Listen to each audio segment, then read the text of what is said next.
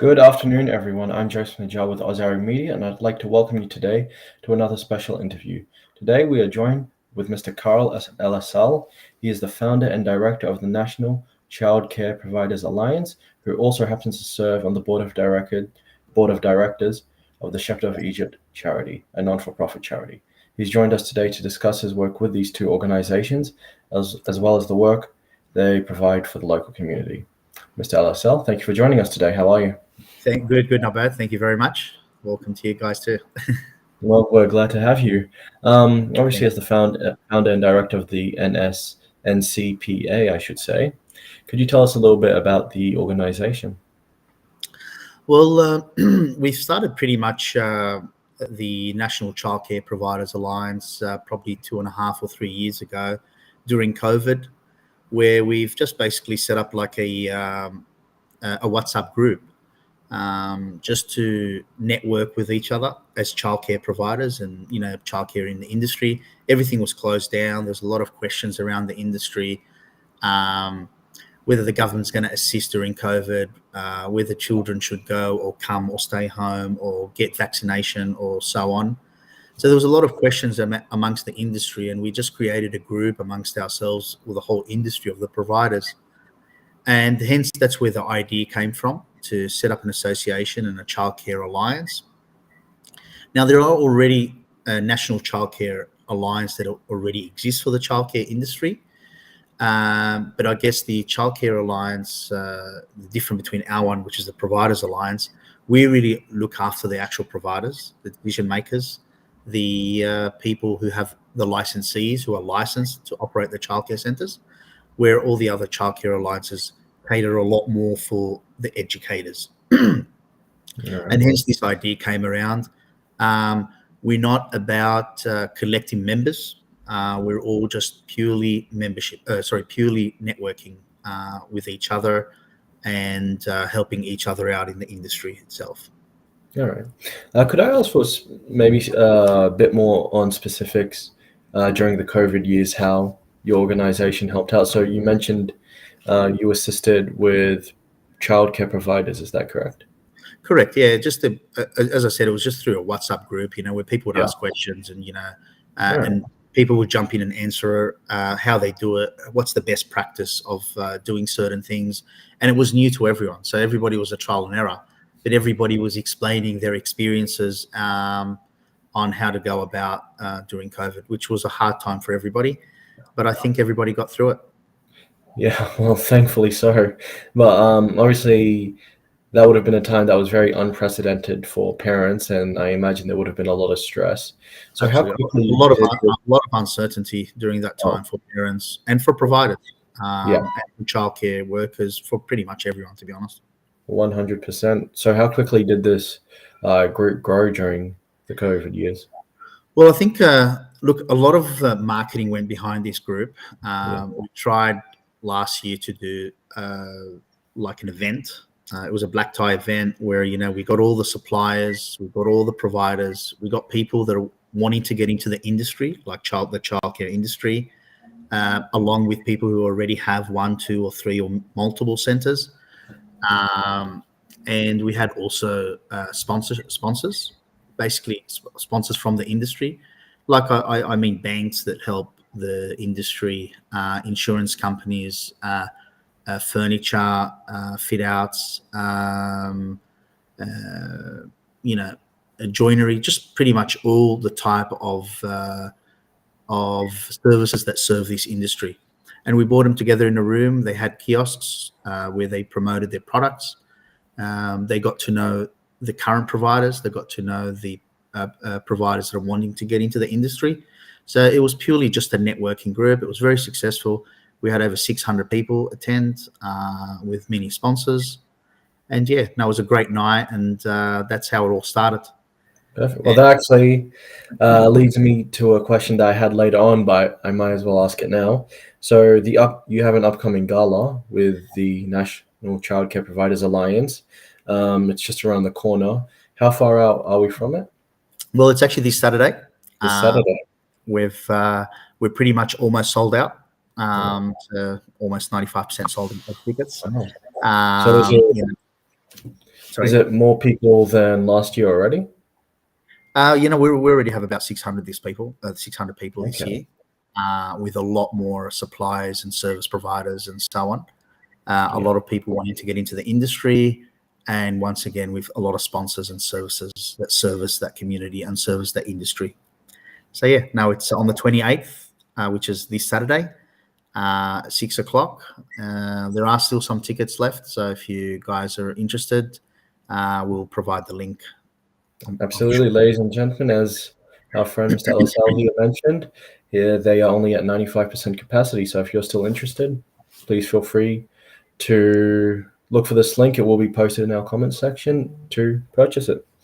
All right.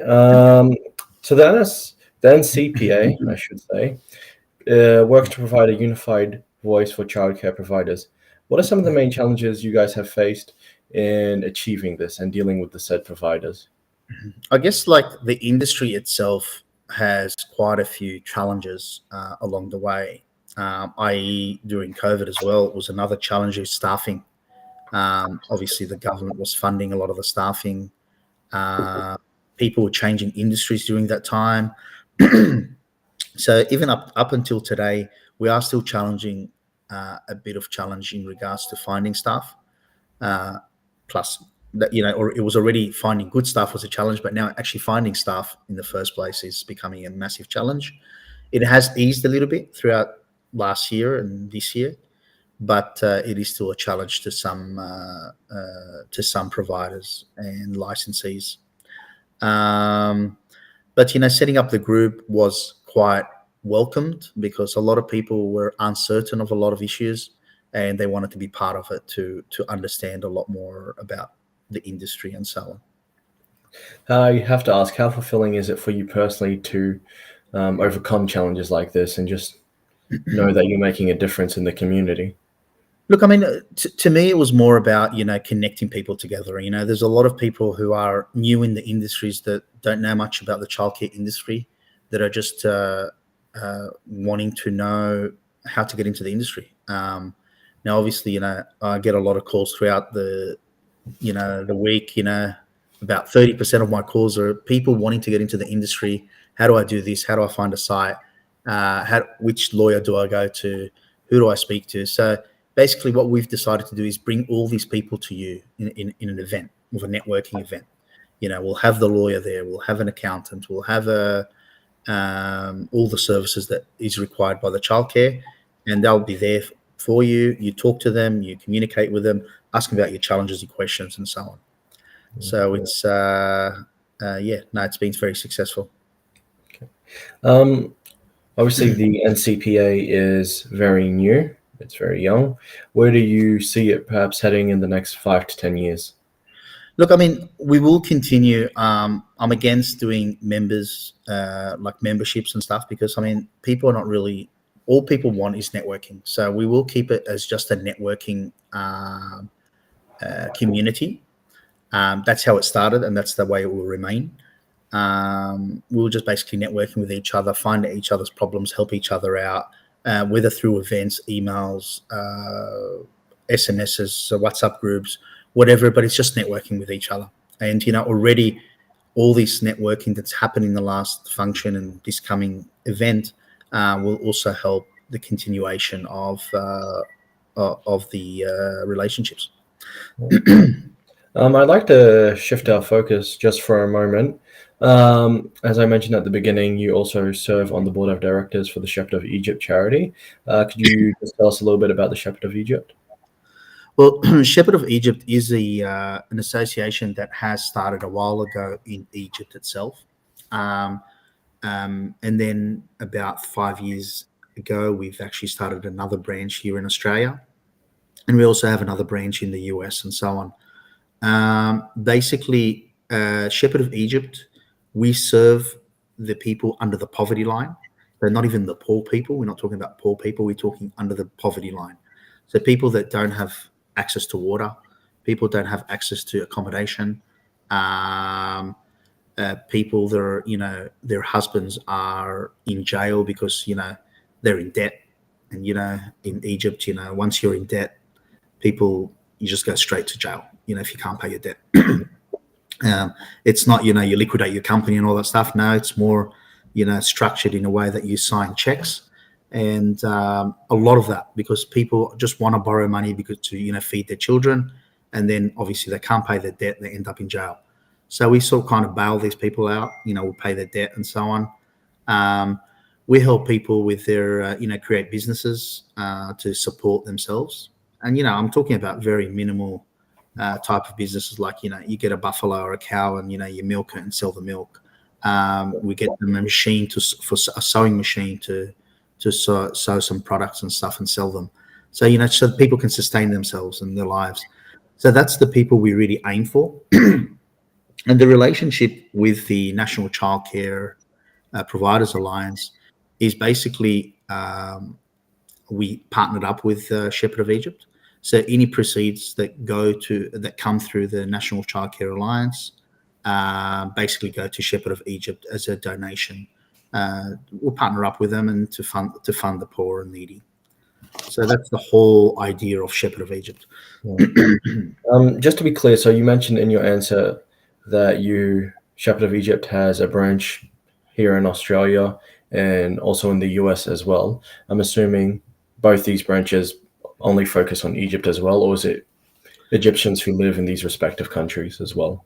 Look, we're mainly focused on people that live in Egypt under the poverty line, but we do spread it out a little bit to obviously the Africa. Everywhere in Africa is in need.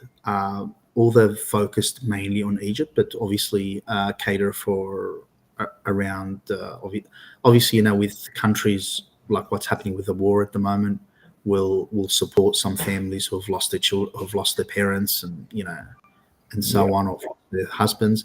So we are humanitarian as well. We'll do a bit of that, but we're mainly helping the people in Egypt. We also run what we call a mobile clinic in Egypt. We've got about 24 of them. These mobile clinics go from village to village with doctors, and they basically, there's a general practitioner, there's dentistry, there's an eye doctor, and all these people, they just obviously pay a very minimal fee to get some medical. Now, when I say minimal fee, I mean extremely minimal, because some of these people can't even afford to catch transport to take themselves to a medical lab or a hospital or a doctor in general. So we come to them because basically they can't afford to get to medical to treat themselves. So that medical has been very successful in Egypt. We've got 24 of them. They go from one town to the other, looking after these people. I imagine it's very fulfilling work to work with a team that does so much help for the people of Egypt. How do you feel when you hear success stories from these people who have reformed and recovered in their lives thanks to your help? Look, it's very rewarding. I went myself to serve these people. We have a group called Helping Hands that go out. We had our first one just in December when I was in Egypt, and we go out to the real remote areas and serve these people. And you just, when they say to you, we are on £500 a month with 7 children and no father that's working. Now, £500, we're talking about 800 Australian dollars, maybe? No. You divide that by 22. We're talking about $50. So $50 is their monthly income, and running 7 children. So they barely can survive food alone. So they try and, we try and help people like that, basically. The people that can't make ends meet just via buying food, I'm talking about.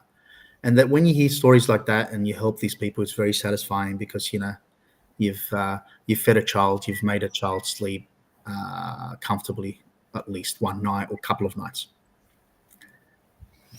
I have to ask, with the increasing number of requests for the Shepherd of Egypt's help, how do you prioritize who needs the most help? Or is there ever a point where you need to say, sorry, we're not at that stage where we can help you right now?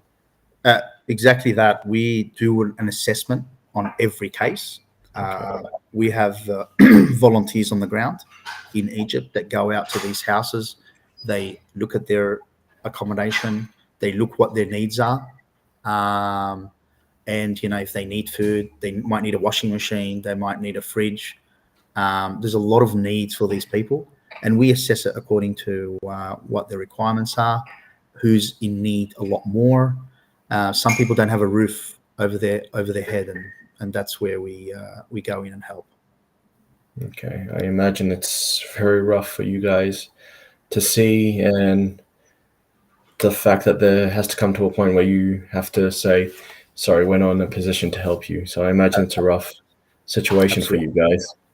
And you do get a lot of people who are not under the poverty line that are still requiring assistance, but we are really a lot more focused on that group, basically. Yeah. With your experience in both the profit and the non-for-profit sectors in childcare, how do you see the collaboration between these two sectors benefiting children and the industry as a whole? Look, I mean, non-for-profit mainly obviously non-for-profit, that all the profit goes back into the company that is non-for-profit to cater for more children and cater for more children that are in need, disabled children, disadvantaged children. So that's where the non-for-profit really helps out, because obviously the company doesn't need to make a profit. But with the private sector, obviously people need to make profit. And with the rents and prices going up at every turn in today's market, hence the prices keep going up and up, and rightly so. The government does help quite a bit in this area, but yeah, it is a massive difference between the charity organisation that runs childcare centres or non-for-profit as opposed to a private sector. Absolutely. I'd like to circle back to you now just for a moment. How do you balance the two responsibilities working with the NCPA and the Shepherd of Egypt?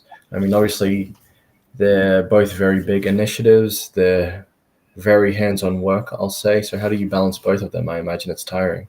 Well, I run my own business as well. We're running an excess of about 13, 14 childcare centres at the moment under our company. So in addition to that, we do work on this charity, Shepherd of Egypt.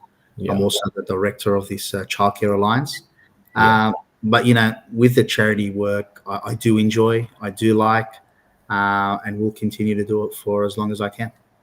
So you'd say personal enjoyment is the key to keeping your energy, I'll say. Absolutely. Self-satisfaction. So, absolutely. And, it's just part of giving back as well, giving back to the community, giving back to charity, giving back, basically. Absolutely. I do have one more question about the gala. Can you give us a little sneak peek into what people can expect for the Saturday, entertainment-wise, dancing-wise, something along those lines? Or is it going to be tight? No. We're promoting. We've got Julia from Just Juice coming out to give a motivation speech. She's been on Shark Tank quite a bit. We also have Chris Sebastian doing kind of a half an hour music session. I love Chris Sebastian. He's fantastic. So yeah, he's really good. We've got also people from the industry. We've got a lawyer talking about challenges of leases in buying a childcare centre. So it's more informative. We've got charity organisations, Shepherd of Egypt, presenting. We're giving out a car that's worth $150,000 through a draw. So yeah, there's a lot to the Gala Dinner, but will be an enjoyable night. Well, I'm certainly looking forward to seeing one of my personal favorite singers now, Chris Sebastian. So I didn't know that until you just mentioned it right now. So I'm really excited now. I'm going to ask you just one more question. As leader in both the childcare sector and doing the charity work, what advice would you give to individuals looking to make a positive impact in their respective communities? Just basically, start something that you believe in, work hard through it, and you'll always get to where you want to be if you work hard and motivated about what you do. And that's the best advice I can give to anyone who are going into business or just basically wanting to work hard for a charity. And that's it. All right. Mr. Elassal, I'd like to thank you for joining us today on the Oz Arab Media Program. On behalf of my team as well, we're also really looking forward to this Saturday. Ladies and gentlemen who have watched this interview, I'd like to thank you for joining us today. And as our guest mentioned earlier, you can still buy tickets for this Saturday. We will be posting the link online if you are interested. So thank you once again, and thank you, Carl. Thank you very much, Joseph. Appreciate it. Thank you. Nice to be with you. Thank you.